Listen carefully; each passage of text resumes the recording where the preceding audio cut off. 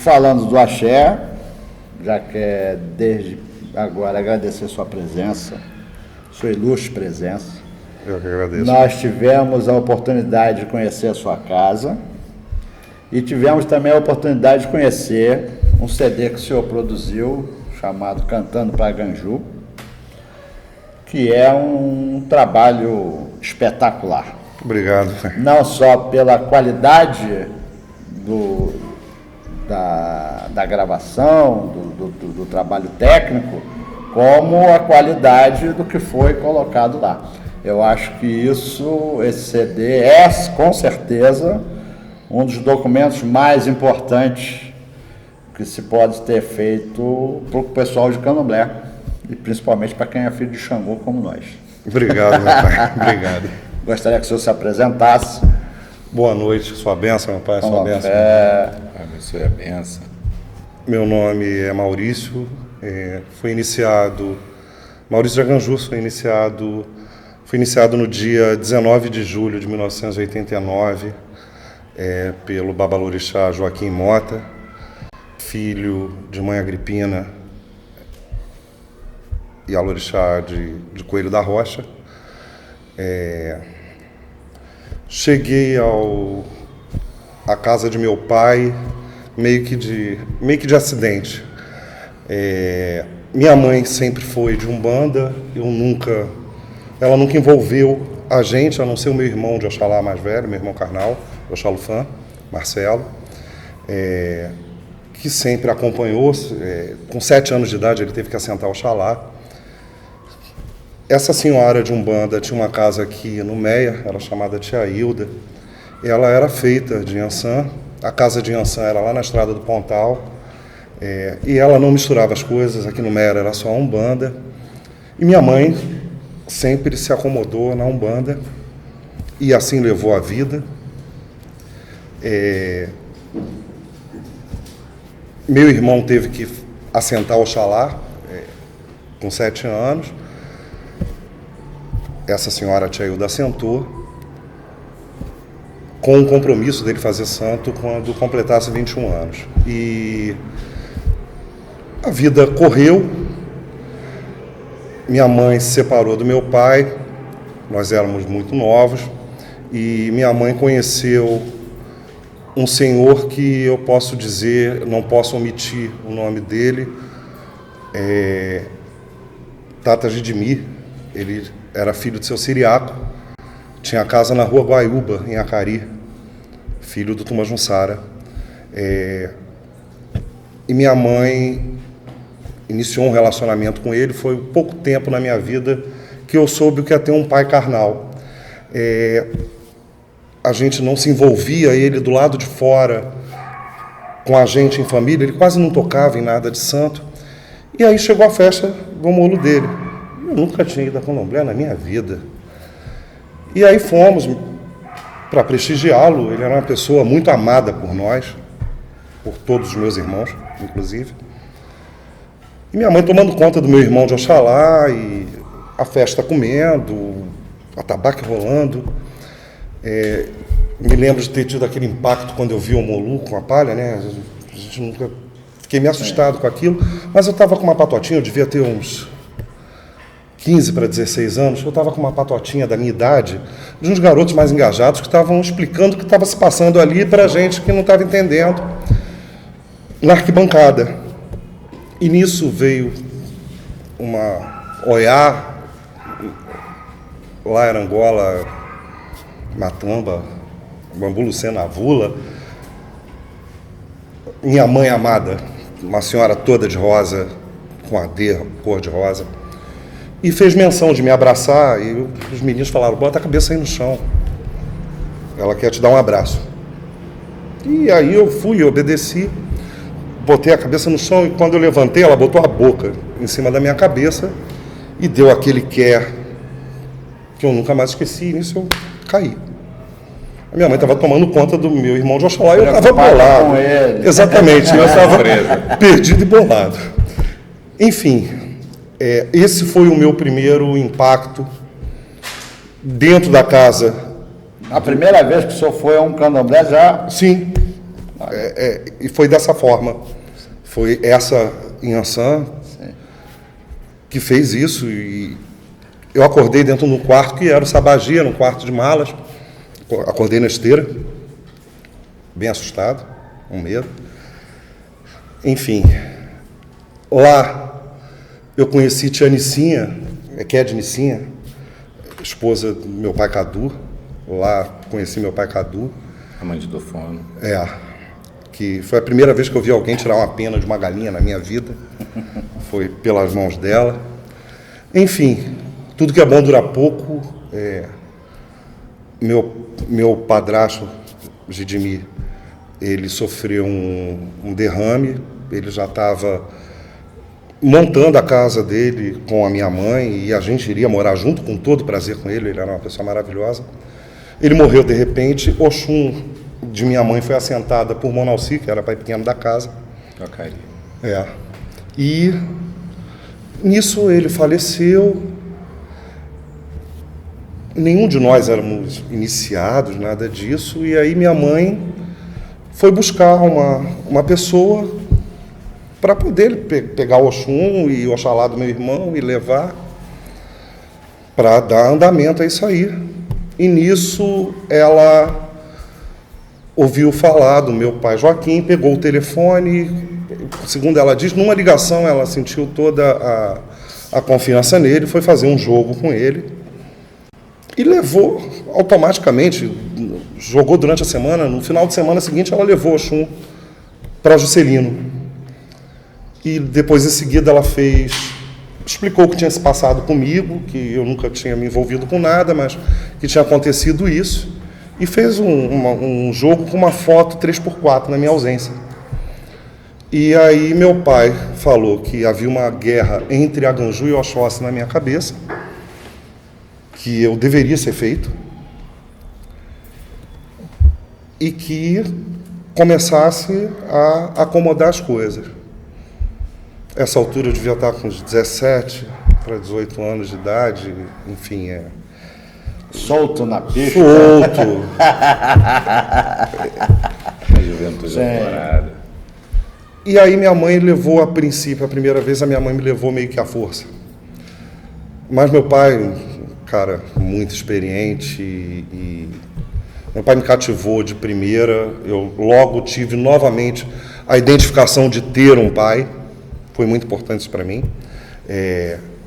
Ele conversava, me ouvia e me cativou e marcou, fez os jogos, marcou as coisas que tinham que ser feitas. Aí teve um final de semana que ele marcou de assentar o Exu de Xangô, que é assentado, graças a Deus, até hoje.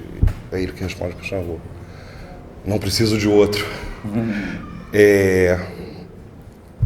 Ele assentou esse Exu, e eu perdido meio naquilo que a gente se mal entendia de Umbanda, quanto mais de Candomblé, meio perdido. Ou seja, eu vim conhecer Candomblé dentro da casa do meu pai. Isso foi por volta de 1988. Foi um ano em que Mãe Cantu foi embora para Salvador. E o axé, o Pofonjá de Coelho da Rocha, ficou acéfalo. Ela retornou a Salvador, levou a Irá de volta a Salvador, e a Ganju estava lá e queria comer, e foi o meu pai que tomou a frente de tudo para dar continuidade. Não deixar parar. Exatamente, para dar comida a Xangô, a dar comida ao Oxalá. Falar da minha história aos pés de Orixá, ela é totalmente dividida entre o Ilê Feura Sapatá, em Juscelino, casa do meu pai, e o Axé Pofonjá, que foi a casa onde ele foi feito, a casa que hoje está de pé pela mão dele, única e exclusivamente pela mão dele. Foi ele quem, quando o Axé, volto a falar, quando o Axé ficou sem comando, foi ele que tomou a frente e levou o nome da minha mãe, Regina Lúcia, até a Salvador. e foi ter com a Afonjá em Salvador para resolver isso, porque ela naquele momento não seria sucessora porque Mãe Cantu estava viva, mas a Ganju tão vivo quanto queria comer, enfim. E é uma situação inusitada. É uma situação sui generis. E meu pai, que apoiou a minha mãe, Regina, durante todo o princípio, essa é parte da minha história, porque eu cheguei na casa dele e fui levado em Coelho da Rocha por ele, em 88, então eu fui a Bian. Em Juscelino fui a Bian, em Coelho da Rocha. Fui a hoje em Juscelino, fui a O em Coelho da Rocha. Tenho toda a intimidade com todas aquelas paredes e todos aqueles vasos sanitários, conhecem minha mão. E graças a Deus eu conheço todas as rachaduras deles. Foi um elo da corrente Sim. que unia os dois polos. Sim. E Sim, aí na festa de Xangô o senhor caiu, acordou no dia seguinte. E aí? E aí, Mas aonde? Em Coelho da Rocha ou em Juscelino? em Juscelino. E a Em Juscelino. decisão de recolher, fazer o santo? Meu coração estava aberto para o meu pai. Sim. E a cabeça totalmente vazia de entendimento. É o que eu sinto muita falta hoje, cabeça vazia. Mas de entendimento de nada, eu ainda não conseguia concatenar se o Xangô ele era o São Pedro ou se ele era o São Jerônimo. Enfim, Que santo é esse? e assim eu entrei para fazer santo. Cru. Eu conheci Candomblé dentro da casa do meu pai, vivendo a minha vida entre uma casa e outra, levado por ele. Por ele eu fui ensinado a chamar a minha mãe de Mãe Regina, ela está no lugar de Mãe Agripina. Por ele eu fui ensinado a colocar a cabeça no chão para ela. E levei minha vida de santo em Juscelino, ajudando. Foi o meu pai quem abriu navalha para minha mãe, foi ele quem colocou os primeiros barcos. Eu estava lá desde o início, dos primeiros da minha mãe, da primeira Equed, do primeiro Ogã, e depois do primeiro barco de 5 Iaôs. Fui eu que participei, junto com o Iaô, abrindo a japá, abrindo bicho, limpando o quintal, caiando muro. Parede, assim vai. Essa foi a minha vida. Eu tomei obrigação de 3 anos com meu pai e, por volta de 1997, dia 17 de setembro de 97, meu pai se foi. Infelizmente, ele se foi. Iniciou toda a parte de obrigações de axixi. Foram procurar Mãe Regina Bambochi, que Mãe Regina Bambochi foi Iaifum dele, foi ela que pintou a cabeça dele, ela era amiga pessoal de Mãe Agripina. Era um tempo em que as diferenças eram postas de lado em prol de orixá, né? E elas se entendiam muito bem. E isso me foi dito pela própria Mãe Regina Bambochi depois. Ela dizia que Coelho da Rocha era a casa dela de final de semana, ela passava os 16 dias de Oxalá, ela passava os 12 dias de Xangô lá dentro, na gestão da minha avó Agripina. E nós fomos procurá-la, ela estava, os meus irmãos mais velhos, que eu sou o 124º filho do meu pai. O meu pai fez 138 Iaôs, fora obrigações de continuidade de obrigações, do qual ele nunca fez diferença nenhuma, e está certo, porque não é para ser feita. E, enfim, eu sou a raspa do tacho do meu pai. Eu sou o 124º filho dele. Graças a Deus ainda tenho muitos irmãos. A casa vivos. dele, pai Joaquim, continua?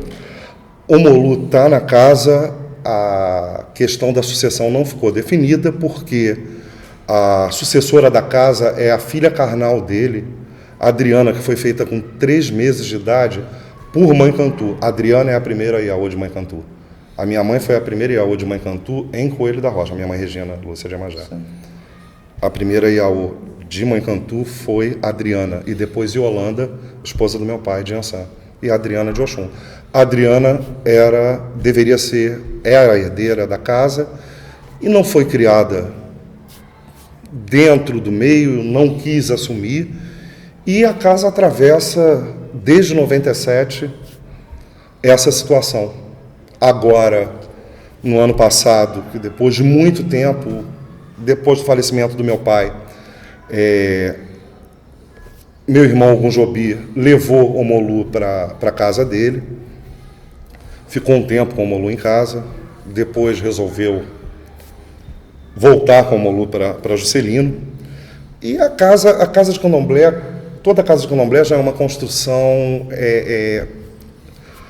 um tanto quanto frágil, e o senhor imagina que de 97 até agora a erosão do tempo ela é inevitável e minha mãe, infelizmente. Mas o Molu está lá. Em janeiro do ano passado, minha mãe Edir, que é a quequerê da casa, me chamou e pediu ajuda para com os meus filhos a gente pudesse dar comida ao Molu.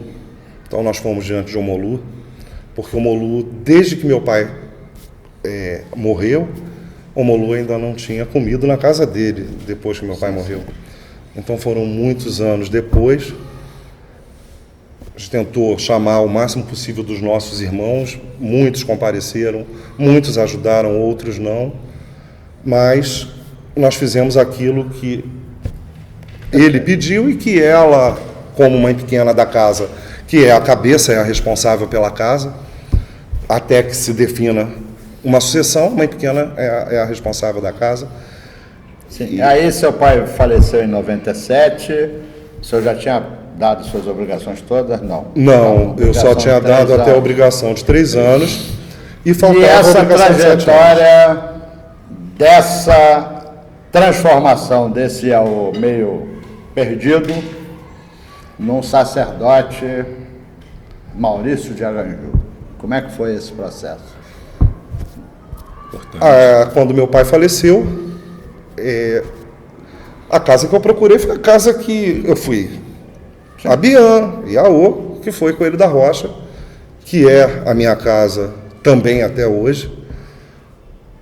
Eu tomei obrigação em 2004, obrigação de 7 anos, foi dada pela minha mãe Regina Lúcia de Iemanjá, sendo que antes disso teve uma questão com meu primo carnal, que era para ter feito santo junto com a minha mãe, ele é de Oxóssi, era para ele ter feito santo junto com a minha mãe, e minha mãe carnal Eli, e por ser pequeno meu tio pediu que não, meu pai de santo lavou a conta dele, ele ainda era garoto, e passou o tempo depois que meu pai faleceu, uns 2 ou 3 anos depois que meu pai faleceu, ele começou a passar mal.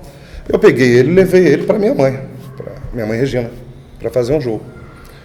Falei, minha mãe, a Bian, tem conta lavada pelo meu pai, tinha que fazer santo, acabou não fazendo, a senhora cuida e fui para o Continua precisando fazer santo. E aí ela jogando me chamou, falou, meu filho, esse é seu. Quando volto lá na minha história, na foto 3x4, ele falou que havia uma guerra na minha cabeça entre Aganju e Oxóssi. E Oxóssi realmente sempre comeu na frente de Xangô. Eu, para dar comida a Xangô, Oxóssi recebe tudo novamente. E ela falou, meu filho, Oxóssi falou que esse é seu. Daí iniciou um dilema, porque eu falei, minha mãe, está chegando ano 2000, você mais um com uma casa aberta, acho que o esforço que eu faça, conversa com o Oxóssi, vê se ele aceita que o menino seja feito aqui. Eu faço como se fosse o maior orô que eu tivesse feito para ele, eu cumpro o resguardo junto com ele, eu faço tudo, porque pai de santo de um ou pai de santo de 1000, se o Oxóssi me quer pai de santo, tá bem, e eu cumpro com o que o Oxóssi quer.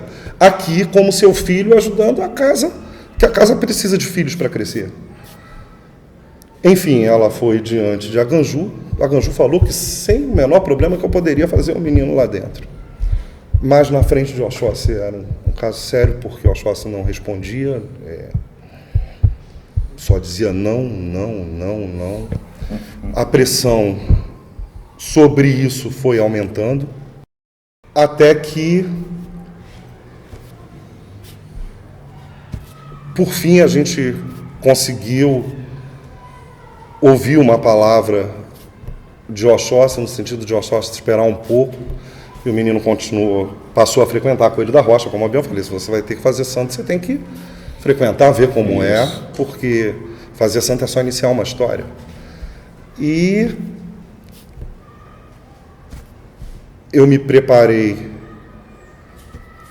os mais velhos da casa, o Eber, se reuniram, conversaram com a minha mãe e pediram para que eu fizesse a minha obrigação antes de fazer o Iaô, claro, porque eu também era um Iaô, eu estava em 2002, já tem uns... Tinha tempo, mas não estava... Eu tinha tempo, mas não estava com as minhas obrigações completas. Enfim, e óbvio, isso é inquestionável. Eu me preparei para fazer a obrigação de 7 anos. E aí, por algum motivo, a minha mãe teve que desmarcar essa obrigação, possivelmente por falta de quórum de pessoas para ajudar a ela, coisas do Eber. E continuei levando o menino em Coelho da Rocha, veio a água de Oxalá, Oxóssi balançou ele lá na água de Oxalá, fizeram como faz com toda a Bia, leva, deita na esteira, fica. Nisso aí a Eber, da casa da minha mãe Conceição, já tinha acabado a festa, me chama, vai lá ver seu filho. Quando eu levantei, o garoto eu levantei o pano, o Oxóssi ainda estava lá virado nele, ele com uma expressão já sem cor, o lábio arroxeado, meio cadavérico. Eu falei, meu pai, o senhor fica calmo, tudo vai ser feito a seu contento. Aí nisso a Irá, virado na cabeça de um irmão de santo meu, botou a mão, o Bagueri, virou meu pai. Ele falta teto para colocar o Oxóssi para dentro, ele falta chão. Falei, meu pai, eu não tenho casa de candomblé aberta e não pretendo ter casa de candomblé. Ele falou, Oxum lhe deu. A casa dela é fato. Oxum da minha mãe também foi feita pelo meu pai, minha mãe carnal. E Oxum, aquela casa, Oxum morava, um dia depois do meu pai falecido, Oxum virou e falou que a casa era de Aganju, que todo aquele espaço ali, tudo que era ali, era dele, que a minha mãe pegasse as coisas de uso pessoal dela e fosse para a casa do lado, que era a casa dos meus avós, que tudo que estava ali era de Aganju. É a sua casa de santo hoje. Exatamente. E minha mãe, uma mulher de muita fé, traz essa fé da Umbanda. Para mim, minha mãe, Eli, é um exemplo de fé. Obedeceu. Mobossã, Moborum, ela pegou só a roupa de corpo, levou para a casa do lado. Até a cama que eu durmo hoje é a cama que ela dormia. A geladeira da roça era a geladeira dela, as louças. Claro que as coisas foram crescendo, mas, enfim. E aí a Irá me perguntou isso. Lhe falta teto, lhe falta chão?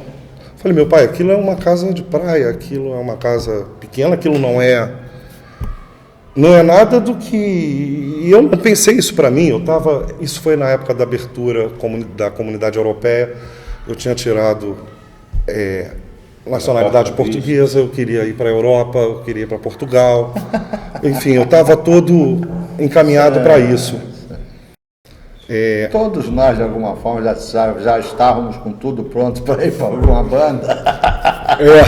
Eu queria ir para Portugal, com o emprego certo e tudo, enfim. E até numa passagem em Baru, virado na cabeça de uma outra irmã de santo, eu já tinha arrumado passaporte. Ele, Bagueri, o que você ia fazer em terra que não fala a língua sua? Vai procurar o que não perdeu, vai encontrar o que não quer. Fica aí que A Ganju tem outros planos para vós. Então, sim, senhor, meu pai. E parei de mexer na coisa, foi logo quando o menino começou a passar mal. Era essa surpresa. E aí a Irá falou isso para mim. Lhe falta teto, lhe falta chão. Falei, meu pai, não é aquilo. Aí ele, faça o que o Oxóssi quer. Bota esse menino e não deixa, porque o Oxóssi vai acabar levando esse menino e vai levar a voz junto. E eu e a Ganju vamos esperar só o nosso próximo amalá. E aí ficou feia a coisa. Foi um domingo de Oxalá. Na segunda-feira eu fui corobô no pé de Xangô, em Itaipu. Xangô estava lá em Itaipu. E aí fui diante dele, meu pai, é isso? É isso que o senhor quer que eu faça? E Xangô falou que eu fosse com um obi diante de Oxóssi e marcasse uma data com Oxóssi. Falar para mim, ir diante de Oxóssi, para mim já era o reflexo do medo, porque com a minha mãe já estava difícil, comigo ia ser quase impossível. E a Xangô mandou eu ir, eu olhei uma folhinha para levar uma data e tentar organizar aquela casa com o mínimo necessário para fazer aquilo. E aí fui diante de Oxóssi, foi a primeira vez que Oxóssi me respondeu com tudo aberto. É isso que o senhor quer, meu pai? É para fazer dessa forma? Você quer mais que eu fale o quê? Aí eu peguei, saí de Itaipu, fui direto para Irajá, para a casa da minha mãe, Regina, porque minha mãe se passou isso. A Irá me falou isso, mandou eu ir falar com a Ganju mandou eu marcar uma data com a Oxóssi. Aí eu tive uma senhora mãe, já. Ela foi minha mãe para tudo. Quando eu botei esse menino para dentro, contra a vontade de muitas pessoas da casa. Por conta da obrigação não tomada? Por conta da obrigação não tomada ou por conta de outras coisas que também, na verdade, nunca me preocupou muito a opinião. Me preocupava, assim, era a situação de Orixá. E ela foi temente a isso. E sim, seguiu a vontade do Orixá. Com certeza. E não deu ouvidos aos com certeza, até porque essa palavra dos humanos. Foi no jogo dela, ela sabia dessa palavra. E eu coloquei o primeiro Iaô dessa forma. E ela foi, abriu navalha para mim, levou os axés, enfim. Foi uma mãe. Foi e até hoje é minha mãe, porque o que é feito dentro da nossa religião, dentro da nossa tradição, não é desfeito. É minha mãe, sempre, principalmente nesse início, ela foi incansável. Acho importante registrar que não foi cobrado um centavo por nada disso. Nem dinheiro do combustível eu dei a ela. É pão duro. Por isso que o pessoal fala que o povo de Xangô é pão duro. Não, isso não. Eu acho que eu sou meio exceção à regra aí. Eu estava suprindo a casa de tudo. Enfim. Foram feitos os papéis, foram desempenhados.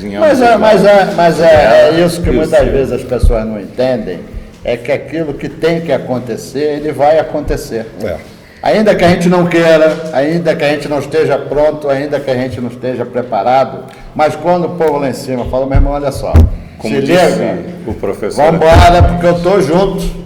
E aí a coisa acontece, tudo, como dizia o mago lá, o universo conspira a seu favor. É verdade. Como disse o professor anteriormente, já estava escrito em algum lugar essa situação. E aí... Foi em 2002. Babá Maurício, sacerdote com a casa aberta. Como é que fica? O que mudou na sua forma de ver o candomblé, as pessoas, as relações? Como é que... Porque são dois instantes, podemos concordar que são dois instantes diferentes. Bastante. Como é que ficou o Babá Maurício com a casa aberta, com o Adé na sala dando nome, nervoso pra caramba? O que foi que mudou na sua forma de entender a religião? A primeira certeza de que eu não sabia nada. E cada vez Quanto mais passa, a gente toma mais a consciência do pouco que a gente sabe diante da grandeza de Orixá. Eu aprendo a todo momento, Lesse Orixá, com Orobô, com Obi, no pé do santo, com o filho, com a Bian, a gente aprende a todo momento. Com o mais velho, com o mais novo. A gente faz parte de uma religião que não é feita por intuição. Candomblé não é feito com intuição, Candomblé é feito com fundamento. Fundamento você aprende.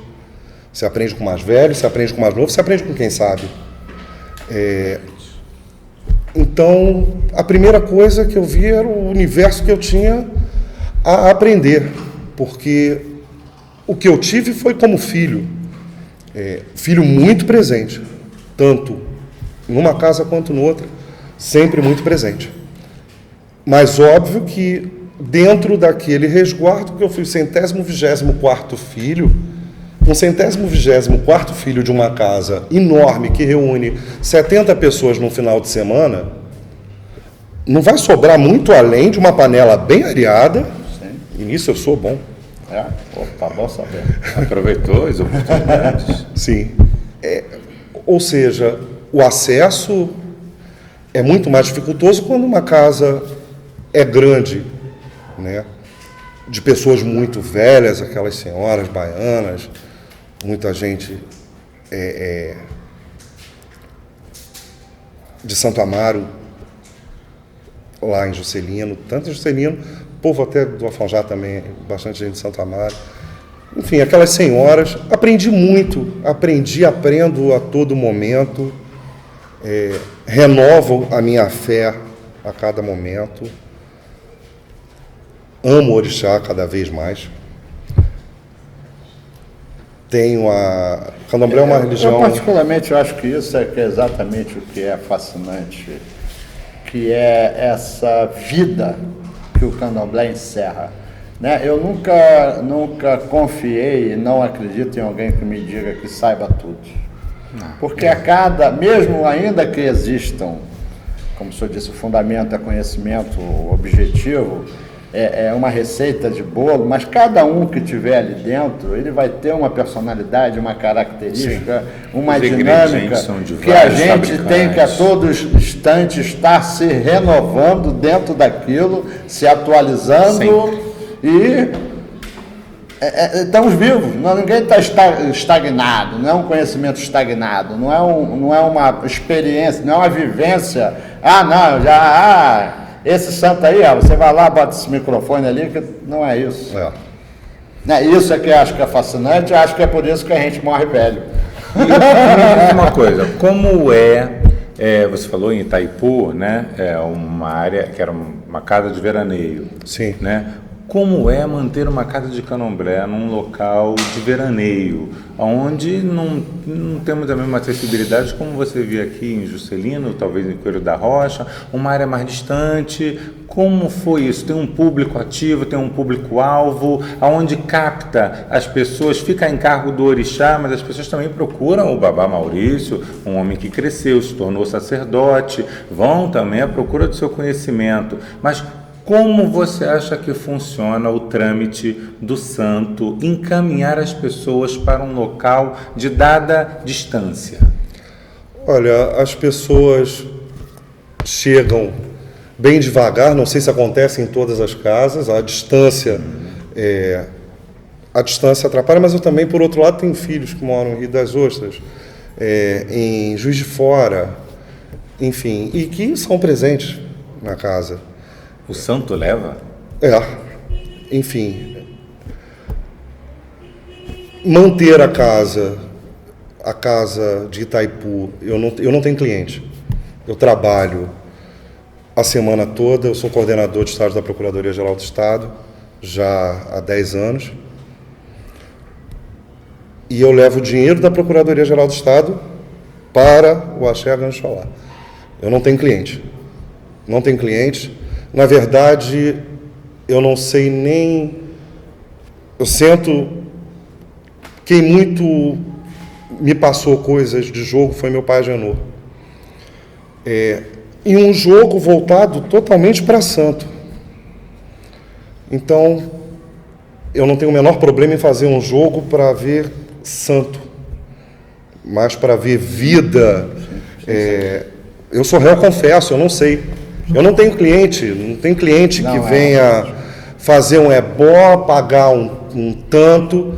Liga, não. Ou seja, a casa é uma casa de culto ao orixá, é uma casa de iniciação, de cumprimento de Odum. Eu sigo o Odum à risca conforme ele foi determinado por Mãe Aninha, preservado por Vó Agripina. São 16 dias de Oxalá, são 16 dias de Oxalá.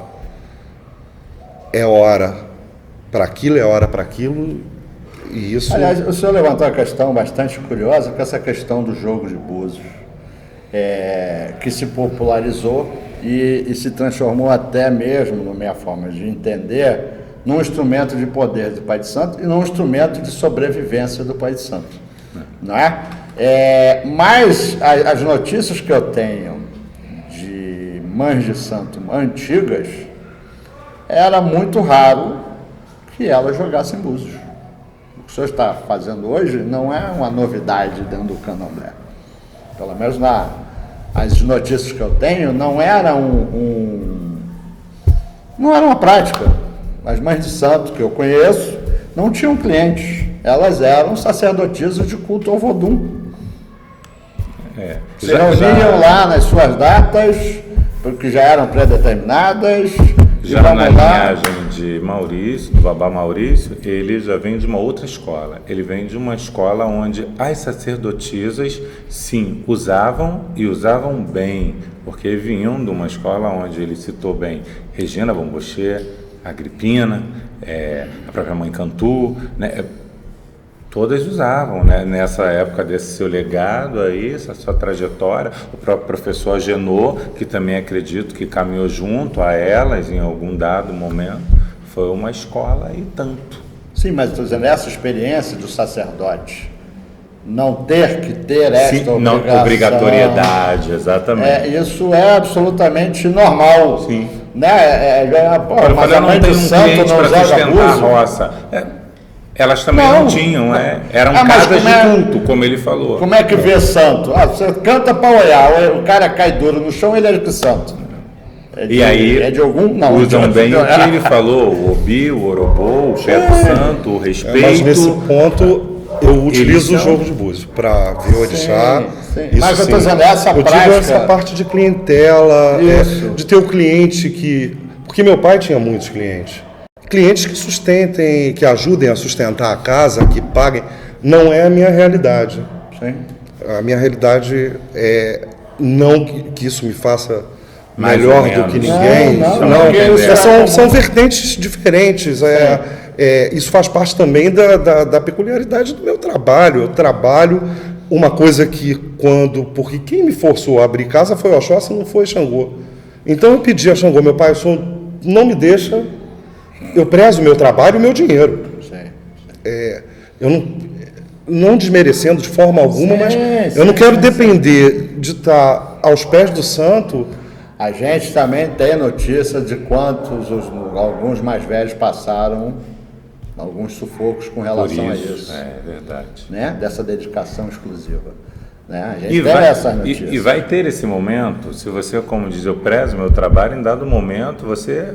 vai parar de trabalhar e vai se dedicar exclusivamente. O santo está sendo complacente com você. Mas vamos dar um salto nisso, porque a gente tem um tempo limitado, infelizmente. A história é boa, mas... Eu já vi que esse projeto vai ser um problema para a gente conseguir dimensionar esse tempo.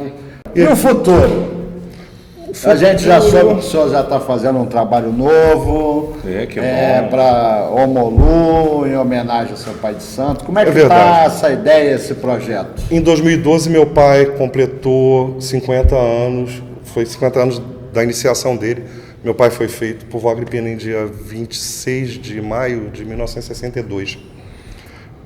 E em 2012 completou, e aí eu quis fazer também um registro das cantigas de Omolu. E estamos fazendo. Como eu não busquei incentivo, estou pagando isso com o meu dinheiro e procurando também fazer da melhor forma possível. Eu quero que o CD de Omolu saia igual ou melhor do que o dispor, que é a minha. Eu acho que sempre o meu segundo ato ele tem que ser melhor do que o primeiro. Ou ele tem que ser igual ou tem que ser melhor. Sim, sim. Então, não para que ele seja melhor que a minha avó de forma alguma, mas para que eu possa me superar e deixar Isso não deixa de ser um registro e um legado digno do meu pai. Meu pai foi E grande uma sacerdote. imensa Grande contribuição, sacerdote. né? Eu não tenho dúvida disso. E aí nós conseguimos juntar Já tem previsão? 40 cantigas? a média de 40 e poucas cantigas. E vamos ver se E no que era início de belíssimo 2015... também o Omolu do finado. E como tem previsão disso? Acredito por volta de 2015, pai, como... O ano que vem, já estamos em outubro. Está perto. Interessante. Babá, a gente já ultrapassou o tempo, a gente tem, certamente o senhor tem muita história para contar. Quero já agradecer muito a sua contribuição, o fato de o senhor ter vindo aqui.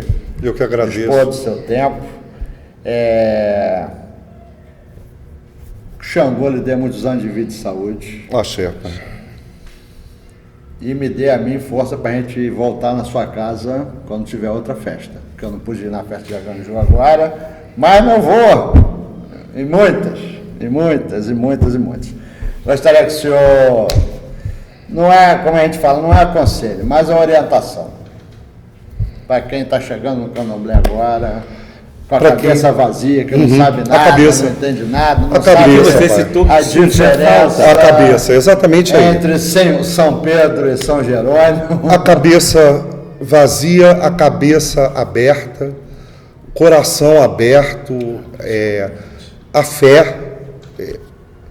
Eu acho que o Candomblé não vai acabar nunca, porque sempre vai haver as pessoas que vão preservar uma tradição, que não vão vilipendiar aquilo. Sempre houve na história do Candomblé aqueles que colocaram e os outros que preservaram, e eu acho que isso é uma atitude que tende a se repetir. Eu acho que o Candomblé é uma religião ancestral, ela não acaba nunca. O que precisa é de cabeças abertas, corações abertos, fé, a cabeça voltada para o orixá, a cabeça com vontade de cultuar o orixá, porque a gente sai da nossa casa, tem que ser um ato de amor, a gente larga o nosso conforto, cada vez o mundo mais evolui, cada vez nós temos mais conforto, e isso tem que ser em nome de uma grande coisa, e é amor. É amor que move a gente a deitar numa esteira, a cultuar o orixá. Então, se a cabeça não estiver aberta para isso, meu pai, eu acho que de nada vale. Em nome disso, eu gostaria de rezar uma reza da nossa tradição, exatamente para Ori. Ori quelé, a tete nirã, a tete beni coça, coça sati dani be, len orieni. Ori quelé, ori abie, eni ori babé boré, coió xexé, coió xexé. Ori apera chacamalequé da minha ribabi, ori mi oni tombó. Que a nossa cabeça esteja aberta para o orixá, hoje e sempre. Axé!